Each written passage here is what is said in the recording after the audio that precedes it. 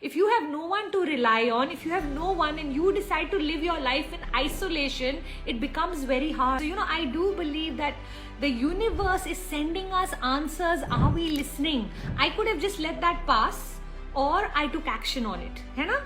So believing in God to me is an absolute essential. You're missing out a huge chunk if you do not believe in God, because then you won't know how to operate in the realm that is not in your control.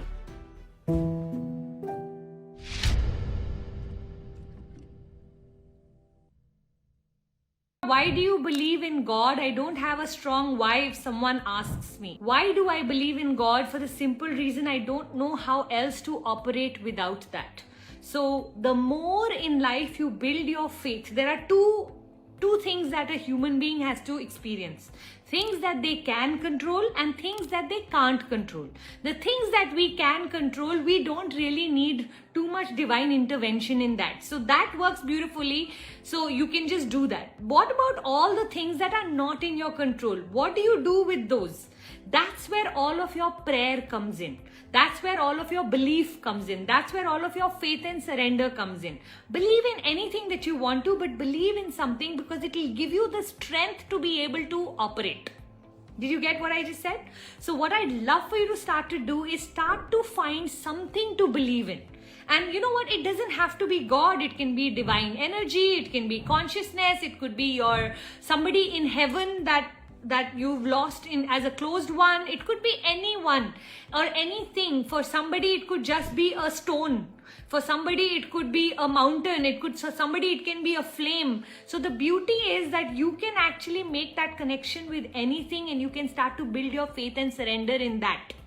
And as you build your faith and surrender in that, you start to create a relationship with that. And that then becomes your base strength for all the things that are not in your control. So I decide to, let's say, write a book. That's in my control. For it to become a bestseller, it is in the control of everything. For everything else to go right, it is in the control of the divine. So that relationship where you co-author your life with the divine, one step he moves, one step you move, one step he moves, one step you move. It is so much easier to operate in life on you, basically, when you have a belief in that something that is outside of you, so that you could rely on that. If you have no one to rely on, if you have no one and you decide to live your life in isolation, it becomes very hard.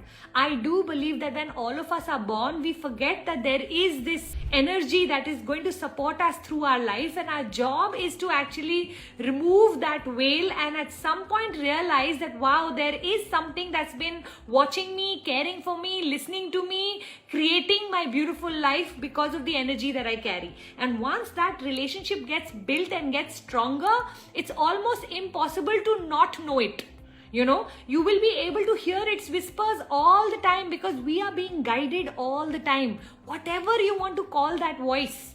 But make sure you have a relationship, because what I know for sure is every morning when I wake up, I'll get a certain idea. I will get a certain person's face that, I should call them up. I don't even know why I'm being told to call them up. I'll just call them up and I'll realize something very miraculous happened about 2-3 weeks ago, where my husband had gone for some party and he met someone there who was also complaining of the same cold attack that they used to get. And they said how some doctor in Chennai fixed it for them. And then Puneet came back and told me about it, and it was like a passing conversation. And a week later when I had my attack, I said, you know what, I need to go to that doctor. Can you find me the number from that person?